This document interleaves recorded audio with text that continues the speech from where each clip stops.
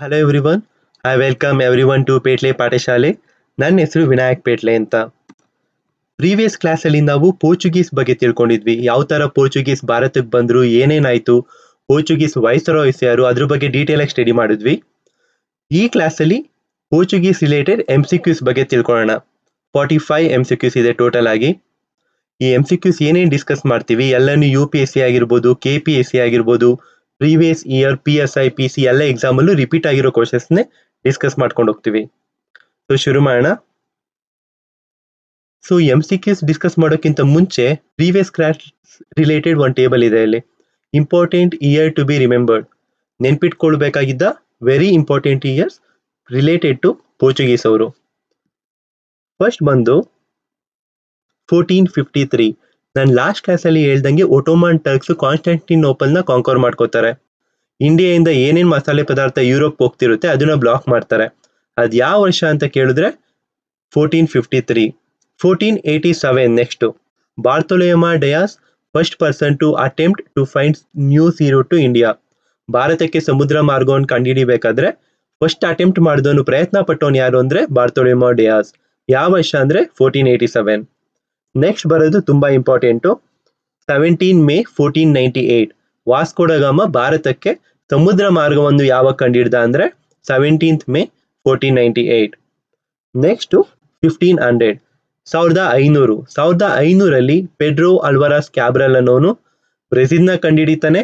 ಅದೇ ಥರ ಭಾರತವನ್ನು ತಲುಪಿದ ಎರಡನೇ ವ್ಯಕ್ತಿ, ವಾಸ್ಕೋ ಡ ಗಾಮ ಆದ್ಮೇಲೆ ಭಾರತಕ್ಕೆ ಯಾರು ಬಂದರು ಪೋರ್ಚುಗೀಸಿಂದ ಅಂದರೆ ಪೆಡ್ರೋ ಅಲ್ವಾರಸ್ ಕ್ಯಾಬ್ರಲ್. ಎಷ್ಟನೇಲಿ?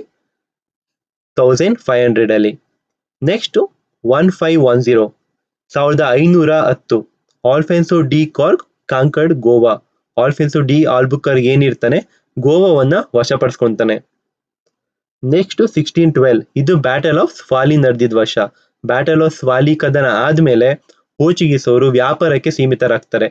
ಅವ್ರು ಏನೇನು ಸಾಮ್ರಾಜ್ಯ ಕಟ್ಟಬೇಕು ಭಾರತದಲ್ಲಿ ಅಂತೆಲ್ಲ ಅನ್ಕೊಬಂದಿರ್ತಾರೆ, ಅದೆಲ್ಲ ಆಗೋದಿಲ್ಲ. ನೆಕ್ಸ್ಟು 1556, ಈ ವರ್ಷದಲ್ಲಿ ಪೋರ್ಚುಗೀಸರು ಭಾರತಕ್ಕೆ ಪ್ರಿಂಟಿಂಗ್ ಪ್ರೆಸ್ನ ಇಂಟ್ರೊಡ್ಯೂಸ್ ಮಾಡಿಸ್ತಾರೆ. ಅದು ಯಾವ ವರ್ಷ ಅಂದರೆ 1556ಅಲ್ಲಿ. ನೆಕ್ಸ್ಟು 1961, ಪ್ರೀವಿಯಸ್ ವಿಡಿಯೋನಲ್ಲಿ ಹೇಳಿದೆ ನಾನು, ಆಪರೇಷನ್ ವಿಜಯ ಅಥವಾ ಗೋವಾ ವಿಮೋಚನೆ ಅಂತ. ಪೋರ್ಚುಗೀಸ್ ಅವರು ಭಾರತಕ್ಕೆ ಸ್ವಾತಂತ್ರ್ಯ ಬಂದ ಮೇಲೂ ಭಾರತ ಬಿಟ್ಟು ಹೋಗಲ್ಲ ಅಂತ ಹಠ ಮಾಡ್ಕೊಂಡಿಲ್ಲೇ ಇದ್ದಾರೆ. ಅದಕ್ಕೆ ನಮ್ಮ ಇಂಡಿಯನ್ ನ್ಯಾವಿ ಅವರು ಅವ್ರನ್ನ ಹೋಗಿ ಅಂತ ಹೇಳಿ ಹೋಗ್ರಪ್ಪ ಅಂತ ಅವ್ರ ದೇಶಕ್ಕೆ ಕಳಿಸ್ಕೊಡ್ತಾರೆ. ಸೊ 1961ಅಲ್ಲಿ ಲಿಬರೇಷನ್ ಆಫ್ ಗೋವಾ. ಸೊ ಇವಾಗ MCQs ಬರೋಣ. Who among the following was the first European to come to India? Answer ಬಂದು ಎಲ್ಲರಿಗೂ ಗೊತ್ತಿರೋ ಥರ ಪೋರ್ಚುಗೀಸ್ ಅವರು ಭಾರತಕ್ಕೆ ಫಸ್ಟ್ ಬಂದ ಯುರೋಪಿಯನರು. Who among the following discovered the cape route from Europe to India? ಯುರೋಪಿನಿಂದ ಭಾರತಕ್ಕೆ ಕೇಪ್ ಮಾರ್ಗವನ್ನು ಕಂಡುಹಿಡಿದವರು ಯಾರು? It's none other then Vasco da gamma. Christopher Columbus ಏನ್ ಮಾಡಿದ್ರು? ಫಸ್ಟ್ ಆಪ್ಷನ್ನು, ಕ್ರಿಸ್ಟೋಫರ್ ಕೊಲಂಬಸ್ ಕಂಡುಹಿಡಿದಿದ್ದು America. Which of the following Portuguese governor in India who introduced the policy of imperialism? Policy of imperialism ನೀತಿಯನ್ನು ಪರಿಚಯಿಸಿದ ಪೋರ್ಚುಗೀಸ್ ರಾಜ್ಯಪಾಲ ಯಾರು? ಆನ್ಸರ್ ಬಂದು Alfonso de Albuquerque. Which of the following Portuguese governor in India who captured Goa from the Bijapur? ಗೋವಾನ ಬಿಜಾಪುರಿಂದ ವಶಪಡಿಸ್ಕೊಂಡ governor ಯಾರು? Portuguese governor ಅಂದ್ರೆ none other than Alfonso de Albuquerque. ಎಷ್ಟನೇ ಇಸ್ವಿಲಿ? 1510ನಲ್ಲಿ. ಯಾರ ಸಹಾಯದ ಮೂಲಕ? ನಮ್ಮ ಶ್ರೀಕೃಷ್ಣ ದೇವರಾಯನ್ ಸಹಾಯದ ಮೂಲಕ. ಯಾರಿಂದ?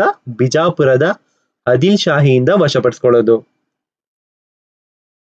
When did Vasco da Gama reach Calicut in the western coast of India? Vasco da Gama ಭಾರತದ ಕಾಲಿಕಟ್ ತಲುಪಿದಾಗ ಯಾವಾಗ, ಯಾವ ಇಸವಿಯಲ್ಲಿ ಅಂದರೆ 1498.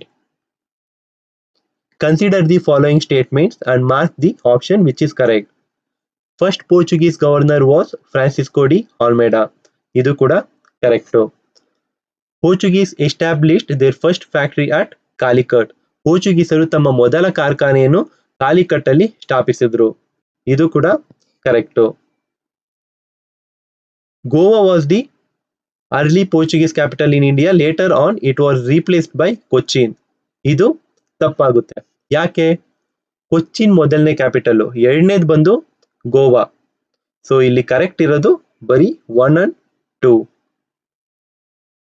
Which of the following ruler conquered Constantinople in 1453? 1453 ರಲ್ಲಿ ಕಾನ್ಸ್ಟಾಂಟಿನೋಪಲ್ ಅನ್ನು ವಶಪಡಿಸಿಕೊಂಡವರು ಯಾರು? ಮೊಹಮ್ಮದ್ III. ನಾನು ಹೇಳಿದ್ನಲ್ಲ, ಒಟೋಮನ್ ಟರ್ಕ್ಸ್ ವಶಪಡಿಸ್ಕೊಂಡ್ರು ಅಂತ. ಆ ಒಟೋಮನ್ ಟರ್ಕ್ಸ್ ನ ಲೀಡರ್ ಆಗಿರ್ತಾನೆ Mohammed III. In which year Vasco da Gama visited India? 1498, 1502, 1524. ಯಾವ ವರ್ಷದಲ್ಲಿ ವಾಸ್ಕೋ ಡಿ ಗಾಮಾ ಭಾರತಕ್ಕೆ ಬಂದ್ರು? ಸೊ 1498 ನೋಡಿದ ತಕ್ಷಣ ಎಲ್ಲರೂ ರೈಟ್ ಹಾಕದೆ 1498. ಆದ್ರೆ ನಾನು ಲಾಸ್ಟ್ ಕ್ಲಾಸ್ ಅಲ್ಲಿ ಹೇಳ್ದಂಗೆ 3 ಸಲ ಭಾರತಕ್ಕೆ ಬರ್ತಾರೆ. 1498 ಅಲ್ಲಿ, 1502 ನಲ್ಲಿ, 1524 ಅಲ್ಲಿ. ಸೊ ಆನ್ಸರ್ ಬಂದು all of the above. Who is the first temporary or non official viceroy of Portuguese in India? ಈ ಕ್ವಶನ್ ಎಲ್ಲೂ ನೋಡಿರಲ್ಲ ನೀವು ಅನ್ಕೋತೀನಿ. ಪೋರ್ಚುಗೀಸ್ನ ಮೊದಲ ತಾತ್ಕಾಲಿಕ ವೈಸರಾಯ್ ಯಾರು? ಆನ್ಸರ್ ಬಂದು Francisco de Cunha, second option. So ಇದಕ್ಕೆ ಫ್ರಾನ್ಸಿಸ್ಕೋ ಡಿ ಆಲ್ಮೈಡಾ ಅಲ್ಲ, ಫ್ರಾನ್ಸಿಸ್ಕೋ ಡಿ ಆಲ್ಮೈಡಾ ಅಫಿಷಿಯಲ್ ಮೊದಲನೇ ವೈಸರಾಯ್ ಆಗಿ ಬರ್ತಾನೆ, ಅಫಿಷಿಯಲ್ ಆಗಿ, ಅಧಿಕೃತ ವೈಸರಾಯ್ ಆಗಿ. ಅನಧಿಕೃತ ಆಗಿ ಬರೋದು Francisco de Cunha. Which city is known as the gateway of European trade? Gateway of European trade ಅಂತ ಯಾವ ನಗರವನ್ನ ಕರಿತೀವಿ? Answer is Constantinople. ಇವಾಗ ಟರ್ಕಿ ಅಂತೀವಿ, ಅದನ್ನ ಗೇಟ್ವೇ ಆಫ್ ಯುರೋಪಿಯನ್ ಟ್ರೇಡ್ ಅಂತ ಕರಿತೀವಿ. ಯಾಕೆ ಅಂದ್ರೆ ಅದ್ರ ಮೂಲಕನೇ ಯುರೋಪ್ಗೆ ಭಾರತ ದೇಶದಿಂದ ಮಸಾಲೆ ಪದಾರ್ಥಗಳು ಹೋಗ್ತಾ ಇದ್ದಿದ್ದು. Who is the first sailor to reach Cape of good Hope? Cape of good Hope ನ ತಲುಪಿದ ಮೊದಲ ನಾವಿಕ ಯಾರು? Answer ಬಾರ್ತೋಲಿಮ್ಯೋ Dias. Vasco da Gama ಅಲ್ಲ, ಬಾರ್ತೋಲಿಮ್ಯೋ ಡಯಾಸ್ ಫಸ್ಟ್ ಬಂದಿರ್ತಾನೆ ಕೇಪ್ ಆಫ್ ಗುಡ್ ಹೋಪ್ ವರ್ಗು. ಪ್ರೀವಿಯಸ್ ಕ್ಲಾಸ್ ಅಲ್ಲಿ ಹೇಳಿದೆ, ಬಂದು ಕೇಪ್ ಆಫ್ ಸ್ಟೋಮ್ಸ್ ಅಂತ ಅದಕ್ಕೆ ಹೆಸರು ಕೊಟ್ಟಿರ್ತಾನೆ. ಸೊ ಫಸ್ಟ್ ಅದನ್ನ ತಲುಪಿದ್ ಯಾರು ಅಂದ್ರೆ ಬಾರ್ತೋಲಿಮ್ಯೋ ಡಯಾಸ್. ಅದನ್ನ ಕ್ರಾಸ್ ಮಾಡಿದ್ದು, ಅದನ್ನ ದಾಟ್ತೋರು ಯಾರು ಅಂದ್ರೆ Vasco da gamma. Cape of Good Hope was called as Cape of Storms by Bartholomew Dias. Henry III opened sailing school at? Henry III ನೌಕಾಯನ ಶಾಲೆಯನ್ನು ಎಲ್ಲಿ ತೆರೆದನು? ಪೋರ್ಚುಗೀಸ್ ಅಲ್ಲಿ ಲಿಸ್ಬನ್ ಅಂತ ಜಾಗ ಇದೆ, ಅಲ್ಲಿ ಇವನು ಸೇಲಿಂಗ್ ಸ್ಕೂಲ್ ಸ್ಟಾರ್ಟ್ ಮಾಡ್ತಾನೆ. ಯಾಕೆ ಅಂದ್ರೆ ಟ್ರೈನಿಂಗ್ ಕೊಡಕ್ಕೆ, ಯಾವ ತರ ನ್ಯಾವಿಗೇಟ್ ಮಾಡಬೇಕು, ಯಾವ ತರ ಶಿಪ್ ನ ಆಪರೇಟ್ ಮಾಡಬೇಕು, ಯಾವ ತರ ಇಂಡಿಯಾಗೆ ಹೋಗ್ಬೇಕು ಅಂತ ಟ್ರೈನಿಂಗ್ ಕೊಡಕ್ಕೆ ಶುರು ಮಾಡೋದು. First capital of Portuguese in India? Answer ಬಂದು ಕೊಚ್ಚಿನ್. ಯಾರು ಕೊಚ್ಚಿನ್ ಕ್ಯಾಪಿಟಲ್ ಆಗಿ ಮಾಡ್ತಾರೆ? Alfonso de Albuquerque. First trading centre and permanent capital of Portuguese is? ಮೊದಲ ವ್ಯಾಪಾರ ಕೇಂದ್ರ ಮತ್ತು ಪೋರ್ಚುಗೀಸರ ಶಾಶ್ವತ ರಾಜಧಾನಿ ಯಾರು? ಫಸ್ಟ್ ಟ್ರೇಡಿಂಗ್ ಸೆಂಟರ್ ಬಂದು ಕಾಲಿಕಟ್, ಶಾಶ್ವತ ರಾಜಧಾನಿ ಬಂದು Goa. So answer is option 3. Which of the following statements is true regarding Alfonso de Albuquerque? Alfonso de Albuquerque made Cochin as capital and conquered Goa from Bijapur Adil Shahi in 1510. ಇದು ಕೂಡ correct. Made treaty with Srikrishna Devaraya, Srikrishna Devaraya ಅವರೊಂದಿಗೆ ಒಪ್ಪಂದ ಮಾಡಿಕೊಂಡರು. Correct. Conquered Diu from Gujarat, Hormuz from Persia and Malacca from Malaysia. ಇದು ಕೂಡ correct. The answer is all of the above. Who was Portuguese king when Vasco da Gama came to India? Vasco da gamma ಭಾರತಕ್ಕೆ ಬಂದಾಗ ಪೋರ್ಚುಗೀಸ್ನ ರಾಜ ಯಾರಾಗಿದ್ರು? ಇದು ಬಂದು manual I. Manual I ಅನ್ನೋನು ಪೋರ್ಚುಗೀಸ್ನ ರಾಜ ಆಗಿರ್ತಾನೆ. The ship by which Vasco da Gama came to India? Vasco da Gama ಯಾವ ಹಡಗಿನ ಮೂಲಕ ಭಾರತಕ್ಕೆ ಬಂದ ಅಂದ್ರೆ ಸ್ಯಾವೋ ಗ್ಯಾಬ್ರಿಯಲ್. ಅವನು ಒಟ್ಟು 4 ಹಡಗಲ್ಲಿ ಬರ್ತಾನೆ ಅಂತ ಹೇಳಿದ್ದೆ. ಸಾವೋ ಗ್ಯಾಬ್ರಿಯಲ್, ಸಾವೋ ಪೆಂಟಾಲಿಯೋ ಒಂದು. ಈ ಎರಡಿರೋದು ಮೇನ್ ಹಡಗುಗಳು. ಸಾವೋ ಗ್ಯಾಬ್ರಿಯಲ್ ಅಲ್ಲಿ ವಾಸ್ಕೋ ಡಿ ಗಾಮಾ ಇರೋದು. ಸಾವೋ ಪ್ಯಾಂಟಾಲಿಯೋದಲ್ಲಿ ಅವ್ರ ಕೊಲೀಗ್ಸ್ ಇರ್ಬೋದು, ಅವ್ರ ಕಡೆ ಜನ ಯಾರು ಬಂದಿರ್ತಾರೆ ಅವು ಸಾವೋ ಪ್ಯಾಂಟಾಲಿಯೋದಲ್ಲಿ ಇರ್ತಾರೆ. In which of the following islands Vasco da gamma stayed? ಭಾರತಕ್ಕೆ ಬರುವಾಗ ವಾಸ್ಕೋ ಡ ಗಾಮಾ 2 ದ್ವೀಪದಲ್ಲಿ ಇರ್ತಾನೆ. ಬರೋ ಮುಂಚೆ ಯಾವ್ಯಾವ ದ್ವೀಪ ಅದು ಅಂತ ಕೇಳಿದ್ದಾರೆ. ಆನ್ಸರ್ ಬಂದು ಮೊಂಬ್ಯಾಸೋ ಅಂಡ್ ಮೊಸಾಂಬಿಕ್ ಅಂತ. ಮೊಂಬ್ಯಾಸೋ ಅನ್ನೋದು ಕೀನ್ಯಾ ಹತ್ರ ಬರುತ್ತೆ. ಮೊಸಾಂಬಿಕ್ ಅನ್ನೋದು ಕೇಪ್ ಆಫ್ ಗುಡ್ ಹೋಪ್ ಇಂದ ಸ್ವಲ್ಪ ರೈಟ್ ಸೈಡ್ಗೆ, ಅದು ಒಂದು ಐಲ್ಯಾಂಡ್ ಅಲ್ಲಿ. First capital of Portuguese in India. ಭಾರತದಲ್ಲಿ ಪೋರ್ಚುಗೀಸರ ಮೊದಲ ರಾಜಧಾನಿ, ನಾನು ಅವಾಗ್ಲೇ ಹೇಳ್ದಾಗೆ ಕೊಚ್ಚಿನ್. ಯಾರು ಅದನ್ನ ರಾಜಧಾನಿಯಾಗಿ ಮಾಡಿದ್ದು? Alfonso de ಆಲ್ಬುಕರ್. Vasco da gamma was welcomed by. Vasco ಡ ಗಾಮನ ಭಾರತದಲ್ಲಿ ಸ್ವಾಗತಿಸಿದವರು ಯಾರು? ಆನ್ಸರ್ ಬಂದು ಜಮೋರಿನ್. ಕಾಲಿಕಟ್ಟಲ್ಲಿ ವಾಸ್ಕೋ ಡ ಗಾಮ ಬಂದ ತಕ್ಷಣ ಬನ್ನಿ ಬಾಸ್ ವೆಲ್ಕಮ್ ಅಂತ ಸ್ವಾಗತಿಸ್ತಾರೆ. ಜಮೋರಿನ್ ಅನ್ನೋದು ರಾಜನ ಹೆಸರು. ರಾಜನ ನಿಜವಾದ ಹೆಸರು ಏನು ಅಂದ್ರೆ ರಾಜ ಮನವಿಕ್ರಮ ನಾಯಕ. ಜಮೋರಿನ್ ಹತ್ರ ರಾಜನ್ ಕರಿತಿದ್ರು ಅಷ್ಟೇ. ರಾಜ ಮನವಿಕ್ರಮ ನಾಯಕ ಅನ್ನೋದು ಅವರ ನಿಜವಾದ ಹೆಸರಾಗಿರುತ್ತೆ. Second Portuguese sailor to visit India after Vasco da Gama. Vasco ಡ ಗಾಮನ ನಂತರ ಭಾರತಕ್ಕೆ ಭೇಟಿ ನೀಡಿದ ಎರಡನೇ ಪೋರ್ಚುಗೀಸ್ ನಾವಿಕ ಯಾರು? ಆನ್ಸರ್ ಬಂದು ಪೆಡ್ರೋ ಅಲ್ವರಾಸ್ ಕ್ಯಾಬ್ರಲ್. ಸೊ ನಾನು ಪ್ರೀವಿಯಸ್ ಕ್ಲಾಸ್ ಅಲ್ಲಿ ಹೇಳಿದ್ದೆ, ಪೋರ್ಚುಗೀಸ್ ಇಂದ ಓಡ್ತಾನೆ, ಮಿಸ್ ಆಗಿ ಬ್ರೆಜಿಲ್ಗೆ ಹೋಗ್ತಾನೆ, ಬ್ರೆಜಿಲ್ ಇಂದ ವಾಪಸ್ಸು ಇಂಡಿಯಾಗೆ ಬರ್ತಾನೆ. ಸೊ ಎರಡನೇ ಪೋರ್ಚುಗೀಸ್ ಸೇಲರ್ ಯಾರು ಅಂದ್ರೆ ಪೆಡ್ರೋ ಅಲ್ವರಾಸ್ ಕ್ಯಾಬ್ರಲ್. ಮೊದಲನೆಯವರು Vasco da Gama. First Europeans to visit Mughal court. Mughal ಸಾಮ್ರಾಜ್ಯಕ್ಕೆ ಭೇಟಿ ನೀಡಿದ ಮೊದಲ ಯುರೋಪಿಯನರು ಯಾರು? ಅದು ಕೂಡ ಪೋರ್ಚುಗೀಸನೇ. ಆಗ್ರಾ ಆಮೇಲೆ ಅಹಮದಾಬಾದ್ ಎಲ್ಲ ಏನಿದೆ ಅಲ್ಲಿ ಟ್ರೇಡಿಂಗ್ ಸೆಂಟರ್ ಓಪನ್ ಮಾಡಬೇಕು, ವ್ಯಾಪಾರ ಕೇಂದ್ರ ಅನ್ಕೊಂಡಿರ್ತಾರೆ. ಅದಕ್ಕೋಸ್ಕರ ಇವರನ್ನೇ ಫಸ್ಟ್ ಹೋಗಿ ಮುಘಲ್ ಸುಲ್ತಾನ್ ಹತ್ರ ಪರ್ಮಿಷನ್ ಕೇಳೋದು. The Portuguese sailor who discovered Brazil. Brazil ಅನ್ನು ಕಂಡು ಹಿಡಿದ ಪೋರ್ಚುಗೀಸ್ ನಾವಿಕ ಯಾರು? Again it's Pedro Alvares Cabral. Who introduced blue water policy and cottage system. ನೀಲಿ ನೀರಿನ ನೀತಿ ಮತ್ತು ಕಾಟೇಜ್ ವ್ಯವಸ್ಥೆಯನ್ನು ಯಾರು ಪರಿಚಯಿಸಿದರು? Answer Francisco de Almeida. Previous class ಅಲ್ಲಿ ನೋಡಿದ್ವಿ ನಾವು. ಬ್ಲೂ ವಾಟರ್ ಪಾಲಿಸಿ ಅಂದ್ರೆ ಅವನಿಗೆ ಸಮುದ್ರದಲ್ಲಿ ಹಿಡಿತ ಸಾಗಿಸಬೇಕಾಗುತ್ತೆ. He wanted to have a upper hand on sea. In trading ಅಲ್ಲೆಲ್ಲ ಅಪ್ಪರ್ ಹ್ಯಾಂಡ್ ಬೇಕಾಗುತ್ತೆ. ಅದನ್ನ ಬ್ಲೂ ವಾಟರ್ ಪಾಲಿಸಿ ಅಂತ ಅದಕ್ಕೆ ಹೆಸರು ಕೊಡ್ತಾನೆ.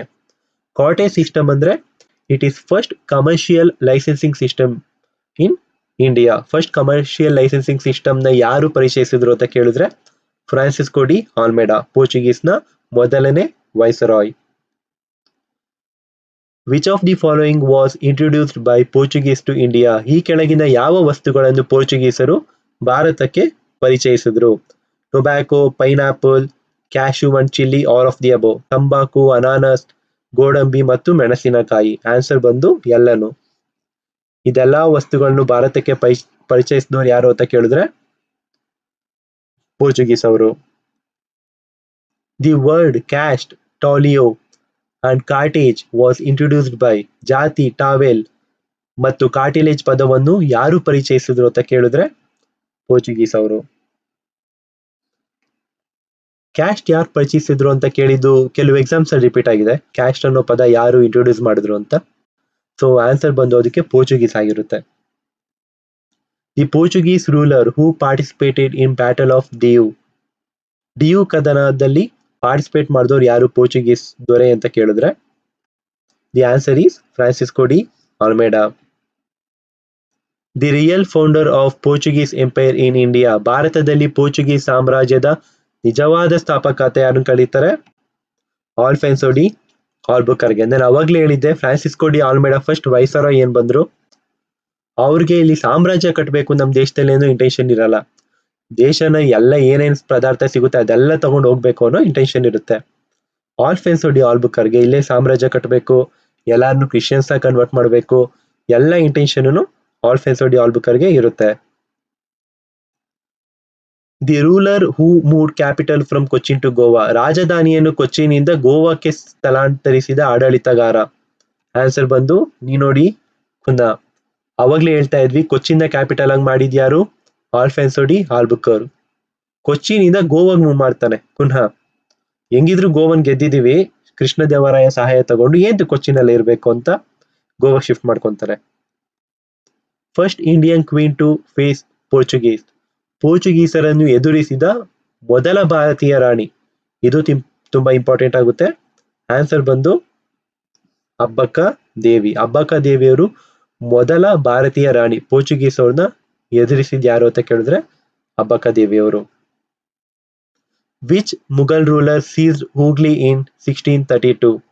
ಯಾವ ಮುಘಲ್ ದೊರೆ 1637ರಲ್ಲಿ ಹೂಗ್ಲಿಯನ್ನ ವಶಪಡಿಸ್ಕೊಂತಾರೆ ಅಂತ ಕೇಳಿದ್ರೆ it's none other than Shahjahan.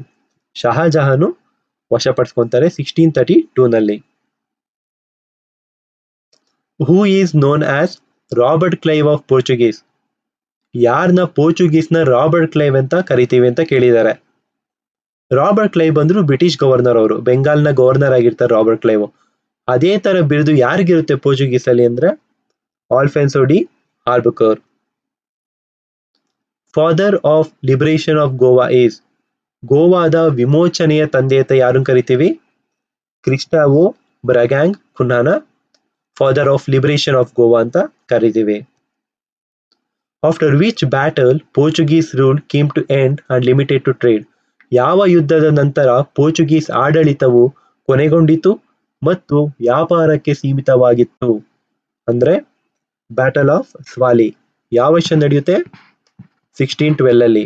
ಯಾರ ವಿರುದ್ಧ? ಬ್ರಿಟಿಷರ ವಿರುದ್ಧ. The piracy base for Portuguese in India was? ಭಾರತದಲ್ಲಿ ಪೋರ್ಚುಗೀಸರಿಗೆ ಕಡಲ್ಗಳ್ಳತನದ ನೆಲೆ ಯಾವುದಾಗಿತ್ತು?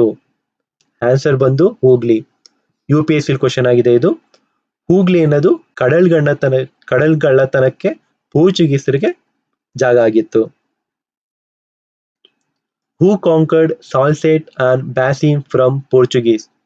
ಪೋರ್ಚುಗೀಸ್ನಿಂದ ಸಾಲ್ಸೆಟ್ ಮತ್ತು ಬ್ಯಾಸಿನ್ ಪ್ರದೇಶವನ್ನು ಯಾರು ಗೆದ್ಕೊಂಡ್ರು ಅಂತ ಕೇಳಿದ್ರೆ Bajirao one. Saint Xavier body preserved at?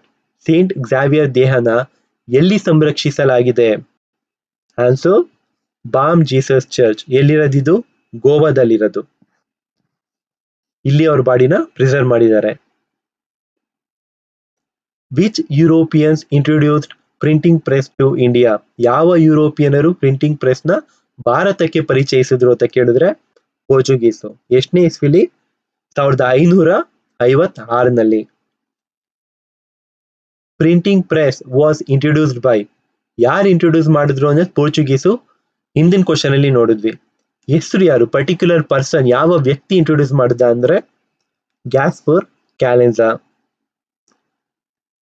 Operation Vijay ಅಥವಾ ಲಿಬರೇಷನ್ ಆಫ್ ಗೋವಾ ಯಾವುದಕ್ಕೆ ಸಂಬಂಧಿಸಿದೆ?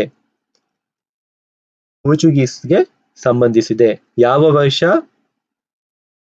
1961ನಲ್ಲಿ. ಯಾರು ಇದನ್ನ ಕಂಡಕ್ಟ್ ಮಾಡಿದ್ದು? ಇಂಡಿಯನ್ ನೇವಿಯವರು. Who is the first ruler to ban sati system in India? ಭಾರತದಲ್ಲಿ ಸತಿ ವ್ಯವಸ್ಥೆಯನ್ನು ನಿಷೇಧಿಸಿದ ಮೊದಲ ಆಡಳಿತಗಾರ ಯಾರು? KSL ಕ್ವಶನ್ ಆಗಿದೆ ಇದು. ಆನ್ಸರ್ ಬಂದು ಆಲ್ಫೆನ್ಸೋ ಡಿ ಆಲ್ಬುಕರ್. ಸೊ ತುಂಬಾ ಜನ ಇಲ್ಲಿ ಕನ್ಫ್ಯೂಸ್ ಮಾಡ್ಕೊಂಡು ವಿಲಿಯಂ ಬೆಂಟಿಕ್ ಟಿಕ್ ಹಾಕಿದ್ದಾರೆ. ಸೊ ವಿಲಿಯಂ ಬೆಂಟಿಕ್ಟು ಸತಿ ಆಕ್ಟ್ ತರ್ತಾರೆ. ಸತಿ ಬ್ಯಾನ್ ಆಕ್ಟ್ ತರೋದು ವಿಲಿಯಂ ಬೆಂಟಿಕ್ಟು. ಆದ್ರೆ ಅದನ್ನ ಮೊದಲನೇ ಬಾರಿ ಬ್ಯಾನ್ ಮಾಡಿದ್ದು ಇಂಡಿಯಾದಲ್ಲಿ ಆಲ್ಫೆನ್ಸೋ ಡಿ ಆಲ್ಬುಕರ್ಗ್ ಅವರು. Place under longest colonial rule in the world? ಇದಕ್ಕೆ ಆನ್ಸರ್ ಬಂದು ದಿಯು. ದೀರ್ಘಾವಧಿ ಕೊಲೋನಿಯಲ್ ರೂಲ್ಗೆ ಒಳಪಟ್ಟಂತ ಜಾಗ ಯಾವುದು ಅಂದ್ರೆ ಡಿಯು. ನೀವು ಕೇಳ್ಬೋದು ಗೋವಾನ ಕೊನೆಯಲ್ಲಿ ಗೋವಾ ವಿಮೋಚನೆ ಅಂತ ಹೇಳಿದ್ರೆ ಅಲ್ವಾ, ಗೋವಾನ ಅಲ್ವಾ ಅವ್ರು ಕೊನೆಗೆ ಬಿಟ್ಟೋಗಿದ್ದು ಅಂತ. ಅದು ಕೂಡ ನಿಜನೇ. ಆದ್ರೆ ವಶ ಪಡಿಸ್ಕೊಂಡಿದ್ದು ಯಾವಾಗ ಅಂತನೂ ನಾವು ನೋಡ್ಬೇಕಾಗುತ್ತೆ. ಗೋವಾನ ವಶ ಪಡಿಸ್ಕೊಂಡಿದ್ದು 1510ನಲ್ಲಿ, ಡಿಯುನ 1509ನಲ್ಲಿ. ಎರಡೂನು ಬಿಟ್ಟೋಗ್ತಾರೆ 1961ರಲ್ಲಿ. ಸೊ ಯಾವ ಜಾಗನ ಜಾಸ್ತಿ ಆಳ್ದಂಗಾಯ್ತು ಇಲ್ಲಿ? ಡಿಯುನ. ಸೊ ದೀರ್ಘಾವಧಿ ಕೊಲೋನಿಯಲ್ ರೂಲ್ ಅಲ್ಲಿ ಇದ್ದಿದ್ ಯಾರು, ಯಾವ ಪ್ರದೇಶ ಅಂತ ಕೇಳಿದ್ರೆ ಅದು Diu. The trading centre of Portuguese in India is? ಭಾರತದಲ್ಲಿ ಪೋರ್ಚುಗೀಸರ ವ್ಯಾಪಾರ ಕೇಂದ್ರಗಳು ಯಾವುದು ಅಂತ ಕೇಳಿದ್ದಾರೆ. ಕನ್ನನೂರ್, ಸಾಂತೋ, ಬ್ಯಾಸಿನ್. ಎಲ್ಲನೂ all of the above answer. Portuguese left India in? ಯಾವ ವರ್ಷದಲ್ಲಿ ಪೋರ್ಚುಗೀಸ್ ಅವರು ಭಾರತ ಬಿಟ್ಟು ಹೋಗ್ತಾರೆ? 1961 ಡಿಸೆಂಬರ್ 19. ಡಿಸೆಂಬರ್ 19 ಅಲ್ಲಿ ಪೋರ್ಚುಗೀಸರು ಭಾರತ ಬಿಟ್ಟು ಆಚೆಗೆ ಹೋಗ್ತಾರೆ. ಸೊ ಇಷ್ಟುನು ಇವತ್ತು MCQs ಡಿಸ್ಕಸ್ ಮಾಡಿದೀವಿ. ತುಂಬಾ ಹೆಲ್ಪ್ ಆಗುತ್ತೆ ಎಲ್ಲ ಕಾಂಪಿಟೇಟಿವ್ ಎಕ್ಸಾಮ್ಸ್ಗೂ. ಸೊ ನೆಕ್ಸ್ಟ್ ಲೆಕ್ಚರ್ ಅಲ್ಲಿ ಡಚ್ ಬಗ್ಗೆ ತಿಳ್ಕೊಳ್ಳೋಣ. ಆಮೇಲೆ ಡಚ್ ಯಾವ ತರ ಬಂದ್ರು, ಆಮೇಲೆ ಡಚ್ ಬಗ್ಗೆ ಯಾವ ತರ MCQs ಕೇಳಿದ್ದಾರೆ ಡಿಫ್ರೆಂಟ್ ಎಕ್ಸಾಮ್ ಅಲ್ಲಿ ಅಂತೆಲ್ಲ ಡಿಸ್ಕಸ್ ಮಾಡ್ಕೊಂಡು ಹೋಗೋಣ. ಸೊ ಈ ವಿಡಿಯೋ ಇಷ್ಟ ಆಗಿದ್ರೆ ದಯವಿಟ್ಟು ಲೈಕ್ ಮಾಡಿ, ಕಾಮೆಂಟ್ ಮಾಡಿ, ಸಬ್ಸ್ಕ್ರೈಬ್ ಆಗಿ ಚಾನಲ್ಗೆ. Thank you so much.